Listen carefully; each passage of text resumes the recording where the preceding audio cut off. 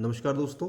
देखिए, आज के वीडियो में हम बात करेंगे एक समझौते की जो कि तीन देशों के बीच में हुआ है और उस समझौते का क्या असर भारत पे पड़ सकता है। क्या भारत को इससे डरने की ज़रूरत है या सावधान रहने की ज़रूरत है, या ऐसी कोई घबराहट की बात भारत को नहीं होनी चाहिए। आप समझ ही गए होंगे मैं किसकी बात कर रहा हूँ। 7 अगस्त 2026 को तीन देशों ने, तीन मुस्लिम राष्ट्रों ने, अगर मैं कहूँ, पाकिस्तान, सऊदी अरब और तुर्की ने एक समझौता किया हुआ है जिसको मक्का पैक्ट या मक्का पैक्ट भी कहा जा रहा है। ये एक तरीके का जॉइंट डिफेंस एग्रीमेंट है, मक्का जॉइंट डिफेंस एग्रीमेंट, जो कि इन तीन देशों के बीच में हुआ है। अब बात आती है कि इसका कारण क्या है, क्योंकि देखिए अभी 2025 में ही सऊदी अरब और पाकिस्तान के बीच में तो एक आपका एग्रीमेंट हुआ ही था, लेकिन अब तुर्की को भी डाल लिया गया है। तो सबसे पहली बात आप समझ लें कि क्यों डाला गया है, आखिर ऐसा हुआ क्यों है। देखिए, जो ये वेस्ट एशिया है, इंडिया के लिए भी बहुत ज़्यादा इंपॉर्टेंट है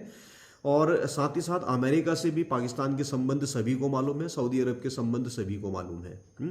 ये इनकी सुरक्षा की गारंटी इनको ये देता है। आपको अगर याद हो 1963 1963 में उस समय जो प्रिंस फैसल थे सऊदी अरब के, प्रिंस फैसल ने पार्कर टी हार्ट, जो कि अमेरिकन एम्बेसडर थे उस समय, उनसे ये कहा था कि अल्लाह के बाद अगर हम सबसे ज़्यादा विश्वास करते हैं तो अमेरिका के ऊपर करते हैं। लेकिन ये विश्वास अमेरिका ने तोड़ दिया है।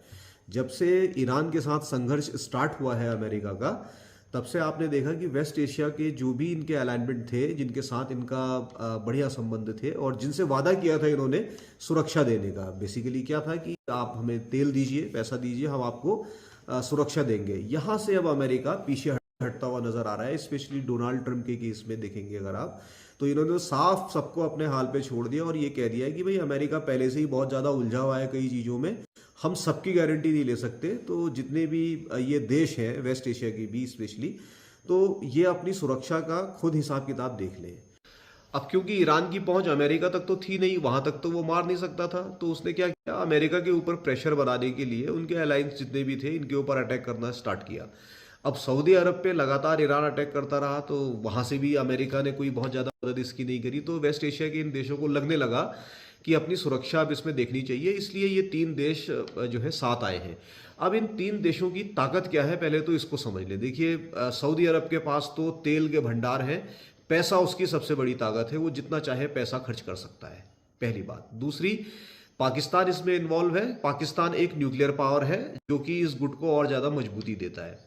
और तीसरा इसमें तुर्की है। तुर्की आप जानते हैं कि सबसे बड़े आर्म्ड फोर्सेस नेटो में, दूसरा अमेरिका के बाद अगर देखें तो जितनी भी नेटोज 32 सदस्य हैं नेटो के, उन 32 में दूसरी सबसे बड़ी जो मिलिट्री की ताकत है, जो सेना की ताकत है, वो तुर्की के पास है। तो अगर कागजों में देखा जाए तो काफ़ी ताकतवर ये लगते हैं। अब बात ये आती है कि एग्रीमेंट में कहा क्या गया है। देखिए, एग्रीमेंट में कहा तो बिल्कुल नेटो की तर्ज पे आर्टिकल 5 जो था उसी हिसाब से कहा गया है कि अगर किसी भी एक देश पे हमला हुआ तो ये तीनों देशों पे हमला माना जाएगा, तुर्की पे भी, पाकिस्तान पे भी और सऊदी अरब, इन तीनों पे।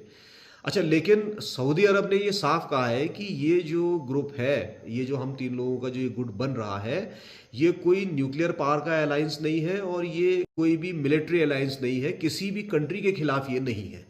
तो अगर ये सऊदी अरब, क्योंकि देखिए एज तो सऊदी अरब का रहेगा इन तीनों कंट्री में, क्योंकि पैसा सबसे ज़्यादा सऊदी अरब के पास है, तो इसमें जो हमेशा बात मानी जाएगी वो सऊदी अरब की ही मानी जाएगी। तो अगर सऊदी अरब ये कहता है कि किसी देश के खिलाफ ये नहीं है, तो ये भारत के लिए राहत की सांस जरूर हो सकती है कि भारत को इससे घबराने की जरूरत नहीं है। अच्छा, लेकिन अगर आप पास्ट रिकॉर्ड देखेंगे तो पास्ट रिकॉर्ड के हिसाब से पाकिस्तान तो हमारा दुश्मन है ही है। इसके अलावा तुर्की को अगर आप नोटिस करें तो तुर्की भी देखिए ऑपरेशन सिंदूर के दौरान उसने पाकिस्तान के साथ ही खड़ा हुआ नजर आया था। और सऊदी अरब से भी पाकिस्तान की पहले से ही दोस्ती है और तीनों मॉमडन कंट्री भी है। तो इस हिसाब से भारत को घबराहट जरूर इससे हो सकती है। अगर आप पिछला कुछ अनुभव देखेंगे, जैसे 2025 सितंबर में जब इन दो देशों के बीच में समझौता हुआ था, पाकिस्तान और सऊदी अरब के बीच में, तो अभी देखिए सऊदी अरब के ऊपर लगातार हमले हुए हैं जो कि ईरान ने किए हैं, लेकिन वहाँ तो पाकिस्तान ने मदद नहीं करी, तुर्की भी इसकी मदद के लिए आगे नहीं आया। लेकिन आप ये कह सकते हैं कि भाई वो समझौता अलग तरीके का था, इसमें तो साफ साफ कहा गया है कि किसी एक पे अटैक हुआ तो तीनों पे माना जाएगा। मान लीजिए कि भविष्य में अगर पाकिस्तान के ऊपर भारत अटैक करता है, युद्ध होता है, तो क्या ये तीनों साथ आएंगे? वैसे मुझे लगता नहीं कि सऊदी अरब इतना बड़ा जोखिम उठाएगा, पैसा जरूर उसके पास है लेकिन अकल भी है। मेरे हिसाब से ऐसा नहीं होना चाहिए। अब जैसा कि आप जानते हैं कि पाकिस्तान की स्थिति तो बहुत ख़राब है, वो बिल्कुल भिखारियों वाली स्थिति में है, तो उसको तो कुछ बहुत ज़्यादा है नहीं उसके पास, तो उसको ये बिल्कुल ऐसा लगा है जैसे कुत्ते को हड्डी मिल गई है। तो वो क्या कर रहा है, इसको हवा दे रहा है कि भाई बिल्कुल ये नेटो की तरह ही है और अगर हमारे ऊपर अटैक हुआ तो सब साथ आएंगे। दूसरी चीज, तुर्की अब इसमें क्या करना चाह रहा है, अभी तो ये तीन ही देश है, तुर्की इसको नेटो का आर्टिकल 5 की तरह ही और ज़्यादा प्रमोट कर रहा है और इसमें और देशों को भी जोड़ना चाहता है ताकि एक मजबूत मुस्लिम अलायंस जो है यहाँ पर बनाया जाए। अब पिछले एक दशक की अगर आप बात करें, 10 साल से जब जब से ये मोदी गवर्नमेंट आई है, बीजेपी की भाजपा की सरकार आई है, हमेशा इस सरकार ने एक ही बात कही है कि दुनिया के हर देश को अपनी सुरक्षा करने का अधिकार है और वो अपना बचाव उसने करना चाहिए। तो अब अगर ये बचाओ तुर्की, पाकिस्तान और सऊदी अरब अपना कर रहे हैं तो भारत को इससे परेशानी तो होनी नहीं चाहिए, क्योंकि उसने तो पहले ही कहा है कि ऐसा होना चाहिए। अच्छा, अब भारत की चिंता क्या है? भारत की तो सबसे बड़ी चिंता है कि जितनी हमारी एनर्जी डिपेंडेंसी है और जो एनर्जी सिक्योरिटी है वो सब सऊदी अरब के ऊपर डिपेंड करती है और वहाँ पर हमारे लाखों मजदूर भी काम करते हैं जो कि उसी जो समुद्री रूट है उसी को फॉलो करते हैं। हमारा भी डायरेक्ट जो लिंक है वो सऊदी अरब से बहुत ज़्यादा है।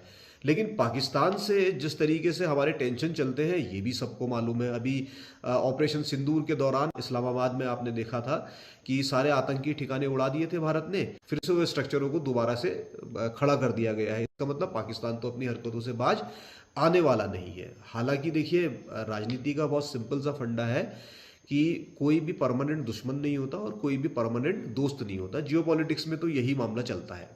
अब भारत अगर मान लीजिए पुराने इतिहास को पकड़ के ही चलेगा कि नहीं ये हमारे तीनों दुश्मन हैं, तब तो दिक्कत है, तब तो माइंड सेट ही वैसा हो जाएगा।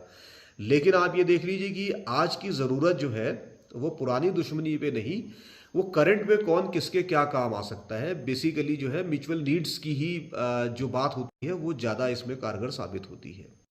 अब आप लोगों का इस मैक्का पैक्ट के बारे में क्या सोचना है, कमेंट सेक्शन में कमेंट करके जरूर बताइए कि भारत को कहाँ सावधान रहने की ज़रूरत है और भारत को कहाँ परेशानी हो सकती है।